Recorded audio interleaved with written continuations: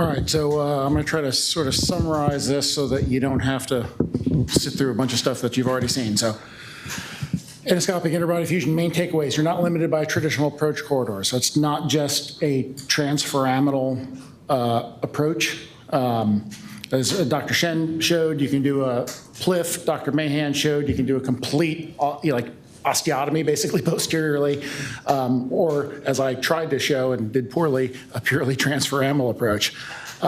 So it's the optimal approach is dictated by the underlying path, pathology and structures, and the location of the neural structures. And the endoscope gives you the freedom to approach it from whatever the best trajectory is. So don't think of this as one thing. This is a spectrum of approaches. You guys know the indications. So this was actually the first endoscopic fusion that I did. It was a PLIF approach. This is the disc prep I wanted to show you. So this is the first one that I did endoscopically. I spent an hour doing this disc prep though. This took a long time and we're trying to figure this out. You can see this is what the intra-op imaging looks like. There's a wide PLIF approach, basically a wide laminotomy, but you can remove as much of the facet as you want because you're doing the fusion. And then in the post-op x-rays, you can see restoration of height and height of the disc space and reduction of the spondy, and you get an anterior sentinel sign at 3 months. So here's another example. This is what I want to show you with the pre-op planning. So this is a 5-1 chronic disc degeneration and developed foraminal stenosis and L5 radiculopathy. So I want to plan my approach based on what I want to decompress. I want to decompress this right foramen. It's the right-sided symptomatology, and I want the cage to end up medial wall of pedicle, all the way in the front of the disc space. So this is the plan you can do on the pre-op MRI. Then you can measure from the midline how far you are, and that's where you're going to go. So it's not just what you're decompressing, but where you want your cage to end up. So if you figure out what you're going to decompress and you figure out where your cage wants to end up, and you connect those two dots, that's going to tell you where to start. So this is just kind of what it looks like, entering the disc. This is the disc prep after this. Now we're down to like 35, 40 minutes to do the disc prep, looking all the way to the left and all the way to the right. Pure cancellous bone, compressed cancellous bone, no cartilage left. Placing the implant, the medial wall of pedicle, all the way in the front of the disc.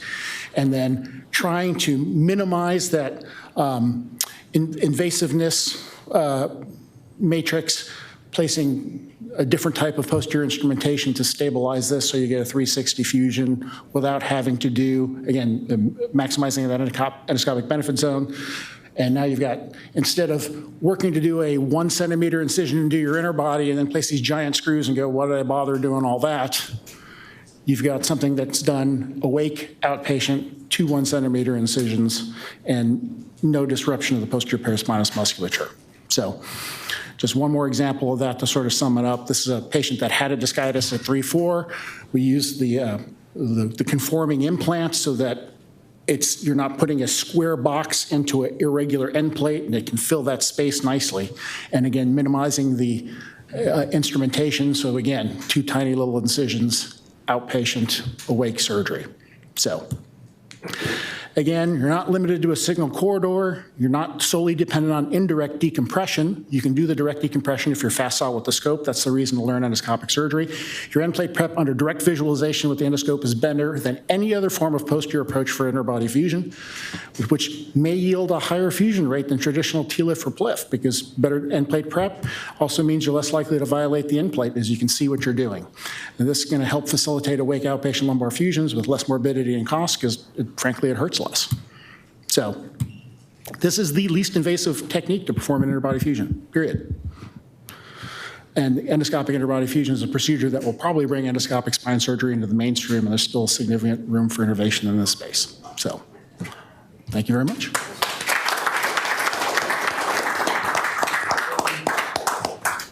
Thank you, Ray. That was a really good talk and really succinct to the point.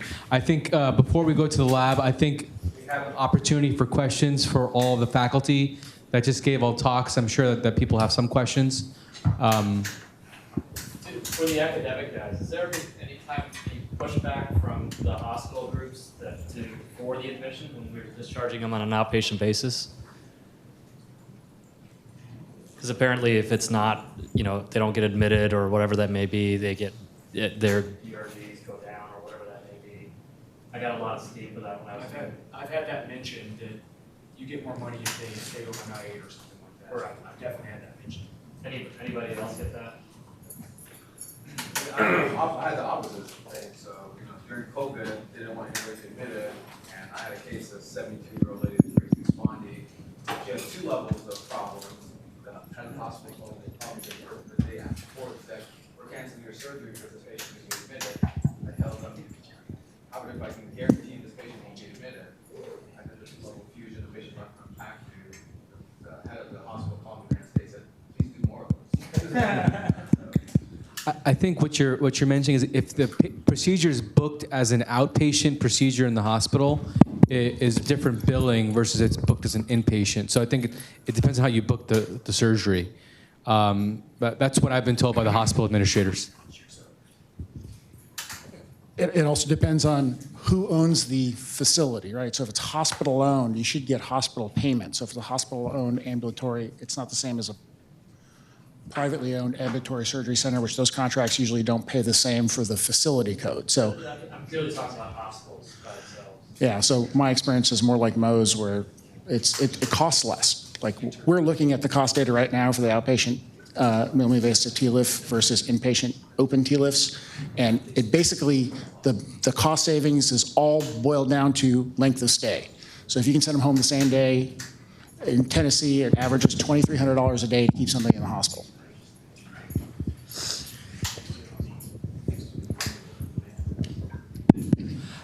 Ray, I have a question about the intrafacet screws. So have you, I know you told me you've been doing that for a little while. Have you noticed any difference at all in outcomes? Or just pretty much the same in terms of your fusion rates with the intrafacet screws? So far, yes, but I'm not just willy-nilly putting them in. I'm picking them in people that have very minimal instability, need direct decompression. So I'm being very selective because it's still kind of out of the box, and I don't want to be having any complications with it. Are these standard Synthes like screws that we use in the like small frag set or? They are a peripheral bone screw, and I can tell you the brands and stuff later. Okay. Is there any bone graft that you put on there? On No, that's just posterior fixation. So just like fixation? the way I do my typical TLIF, I do the interbody, and then I just place percutaneous posterior instrumentation. That's just the percutaneous posterior instrumentation. Okay, if that's all the questions we have, I think we can head over to the lab. I think that the people who came to this lab, I mean, its course really want to spend some time with the faculty and on the cadavers. So let's head over to the lab and then we'll wrap up.